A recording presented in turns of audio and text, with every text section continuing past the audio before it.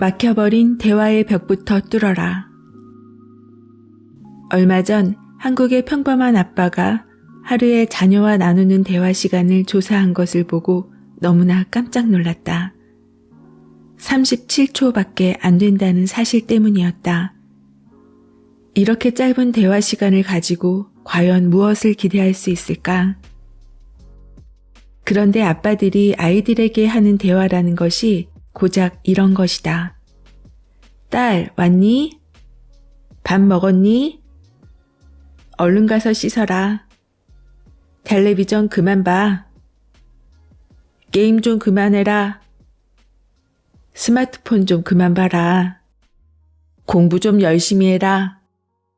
그렇게 해서 대학에나 갈 수 있겠니? 말하는 태도가 그게 뭐야? 그건 안 돼. 하지마. 그만해. 이런 말들을 모두 모아서 쭉 열거하면 10초가 채 되지 않는다. 그런데 이런 대화가 진정한 대화일까? 이것은 한쪽의 일방적인 지시나 억압에 가깝다. 나는 주변의 아빠들을 붙잡고 아이의 인성교육을 어떻게 하는지 물어보았다. 돌아오는 대답은 다음과 같다. 명절 때 웃 어른들을 만나면 인사를 제대로 하라고 가르치죠. 쉬는 날 아이들과 놀이동산 같은 데 가서 질서를 잘 지키라고 하죠. 형제들과 싸울 때 큰 아이한테 양보하라고 가르치죠.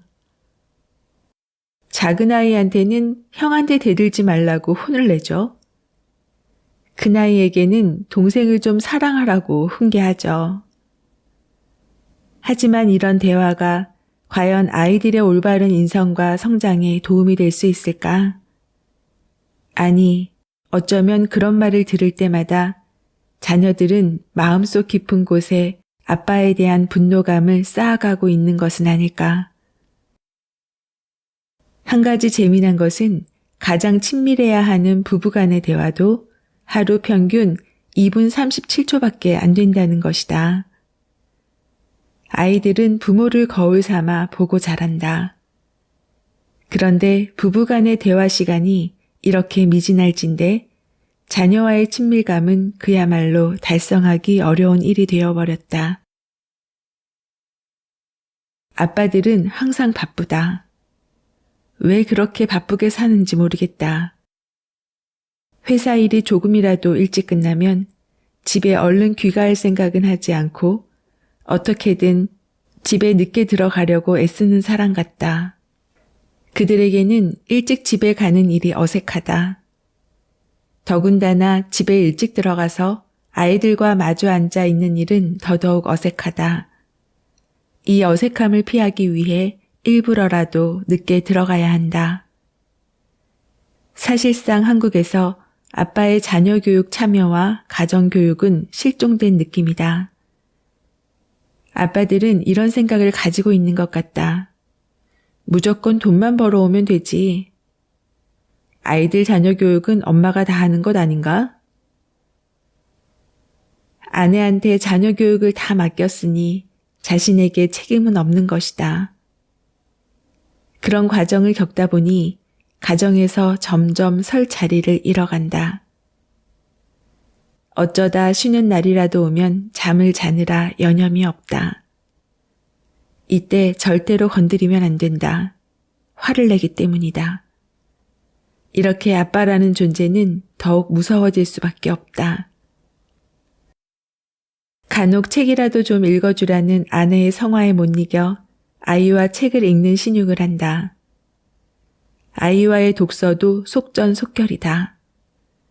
책의 첫 장을 넘기자마자 무슨 회사 일이라도 되는 듯이 전속력으로 달려간다. 그리고 끝장을 넘기자마자 아이 옆에 벌러덩 눕는다. 나름대로 소임을 다한 것이다. 하지만 아이는 알고 있다. 이것이 겨우겨우 건성으로 하는 신용밖에 안 된다는 것을 말이다. 아빠 미워. 아빠 싫어. 흥. 아이가 눈물을 흘리며 자기 방으로 들어가서 문을 닫는다. 쾅. 오늘도 아빠들은 자녀에게 훈계한다. 평소에 잘해주지도 않으면서 아이들의 잘못된 행동을 호되게 나무란다. 당연히 아이의 반응은 차갑다. 뇌과학적으로 볼 때 글자를 가르치는 적기는 5세다. 글을 읽으려면 시각, 언어, 청각 영역이 하나로 합쳐지는 뇌의 부분인 각회가 활성화되어야 하는데 그 부분은 5살부터 발달하기 때문이다. 가장 좋은 책 읽기는 좋은 책을 천천히 읽어주면서 아이의 반응을 끌어내는 것이다. 책을 읽거나 듣는 것보다 더 중요한 것은 책 내용을 가지고 질문하고 대화하는 것이다. 아이 혼자 책을 읽는 것보다 부모가 책을 읽어주고 책을 읽으면서 대화를 나누는 것이 아이의 총체적인 언어 능력은 물론 두뇌 발달까지 가능하게 하는 최고의 방법이다. 우리는 왜 대학까지 16년 넘게 공부하고도 국어 능력이 이렇게 낮을까? 모국어가 아닌 영어라면 또 모르겠는데 모국어인 국어 실력이 이렇게 낮다는 것은 이해가 되지 않을 것이다. 그 이유는 국어조차도 듣고 외우고 시험 보고 잊어버리는 끊임없는 반복으로 공부했기 때문이다. 책을 많이 읽는다고 언어의 의미를 파악해낼 수 있는 힘이 저절로 생기진 않는다.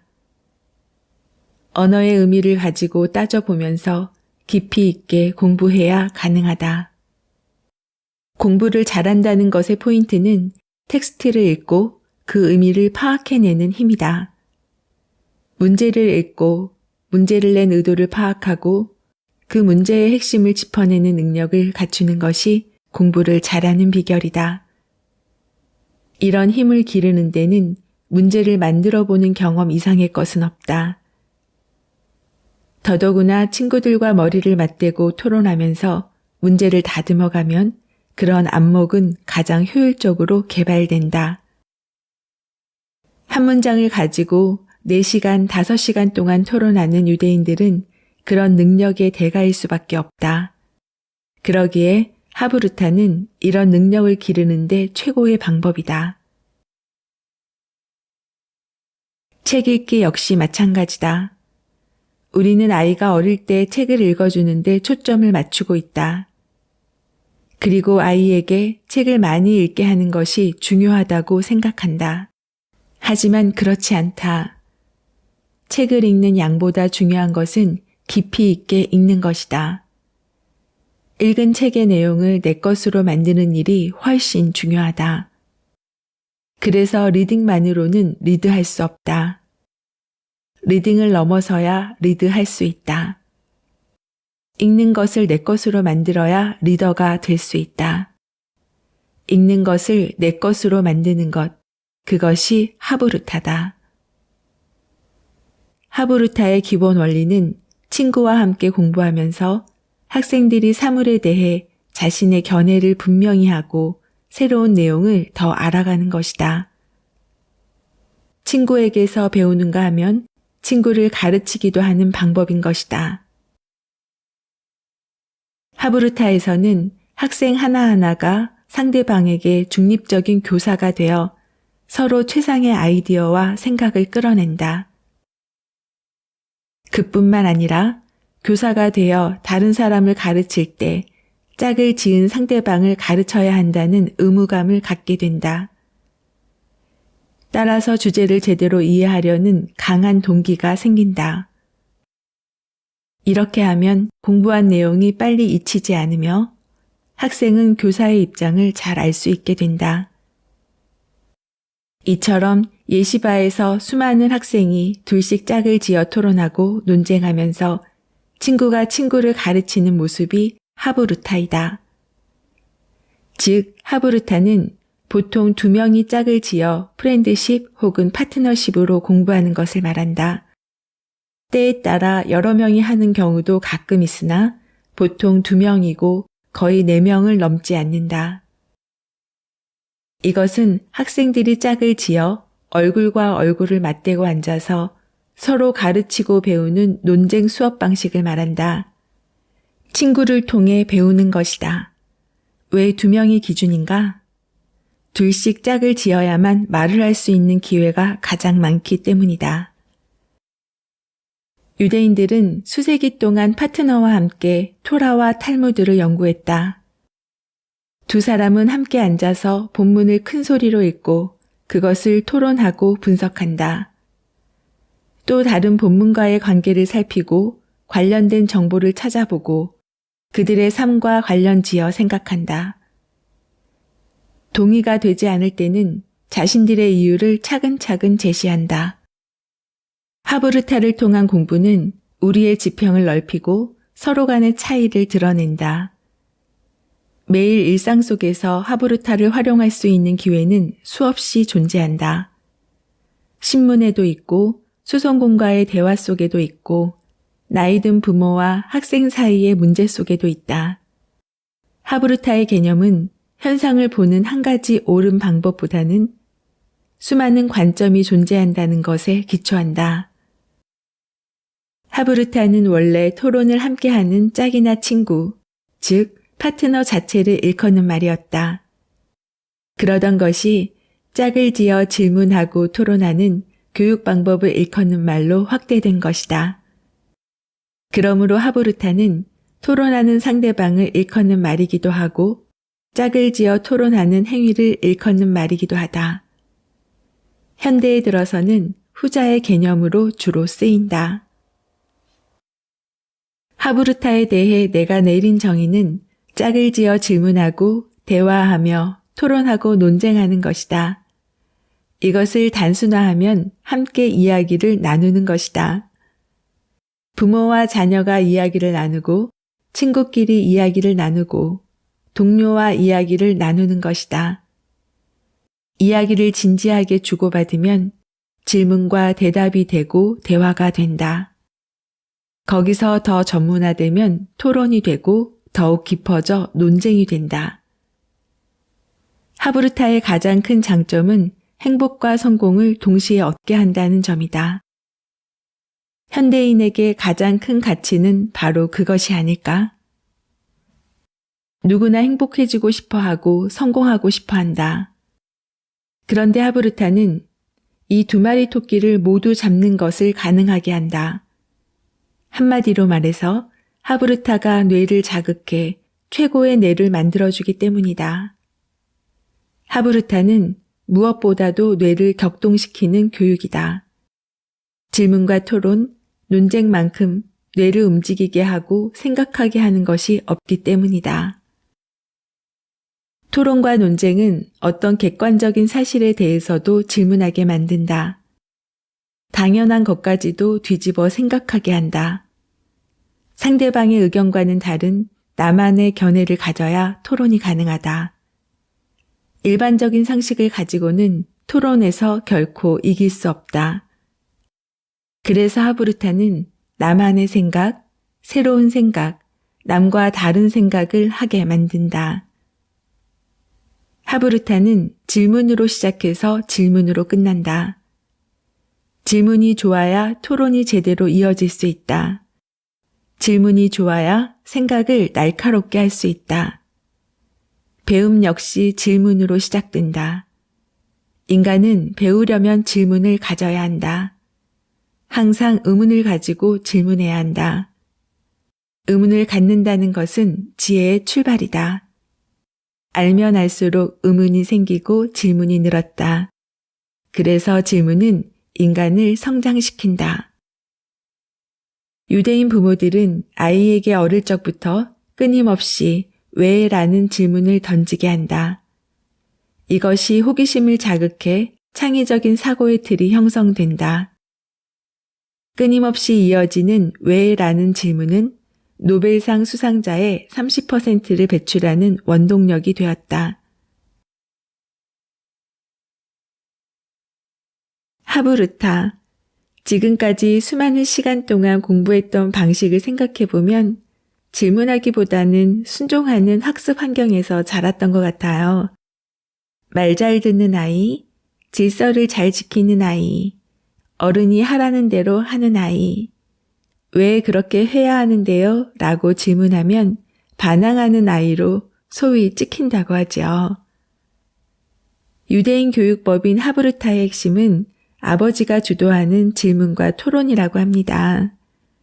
아이들은 한 가지 주제를 가지고 아버지와 식탁에서 자연스럽게 토론하고 논쟁을 한다고요. 하지만 이런 분위기는 우리 식탁에서 많이 볼 수 없는 환경입니다.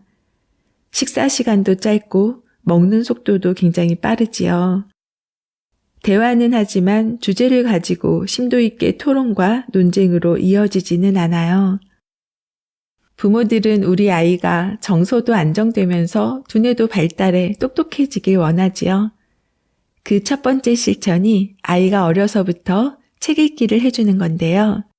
책 읽기는 두뇌와 정서가 골고루 발달할 수 있게 도와준다고 합니다.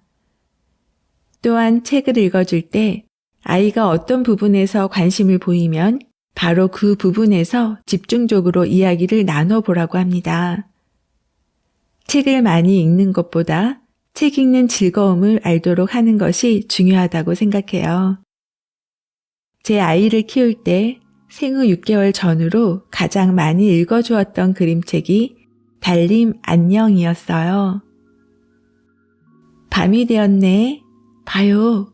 하늘이 깜깜해졌어요. 지붕이가 환해지네. 하고 다음 페이지를 넘기면 달님이 방긋하고 환하게 나타나죠. 그러면 달님 안녕 하고 손을 흔들며 인사를 하죠. 시간이 지나면서 조금씩 말하기 시작하고 책장도 아이가 넘길 수 있게 되자 햇님 안녕, 꽃님 안녕, 호랑이 안녕, 사슴 안녕. 모든 사물에 안녕하는 모습이 너무나도 사랑스러웠죠. 안녕이라는 말을 가장 많이 했어요.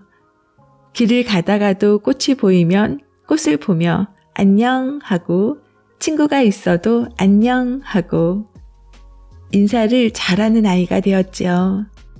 어르신들은 인사를 잘한다며 칭찬을 해주셨고요. 그런 칭찬이 신이 나서 더 인사를 잘하는 아이가 되었습니다. 시간이 지나고 나서 보면 제 무릎에 앉아, 아빠 무릎에 앉아 책을 읽어주었던 그 시절이 그립습니다. 정말 육아는 그 당시는 어렵고 잘하고 있는지 걱정도 많았지만 육아의 시간은 짧습니다.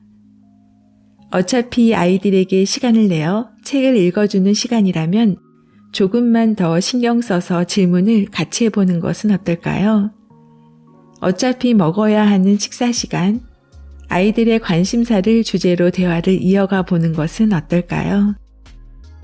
대화에서 토론, 논쟁으로 이어가기까지는 어느 정도 노력이 필요하다고 생각해요. 하브르타의 핵심은 질문이라고 합니다. 아이에게 지시나 요구, 설명을 하기보다는 질문을 많이 해야 한다고요. 오늘 자녀가 학교에서 귀가하면 오늘 선생님 말씀 잘 들었니? 하는 것보다는 오늘 선생님에게 무슨 질문을 했니? 라고 질문해 보세요. 다음 영상 주제는 식탁혁명이 일어나다입니다. 작가와의 만남, 그리고 다양한 이야기를 전하는 미소영입니다. 좋아요, 구독은 사랑입니다. 오늘도 행복하세요.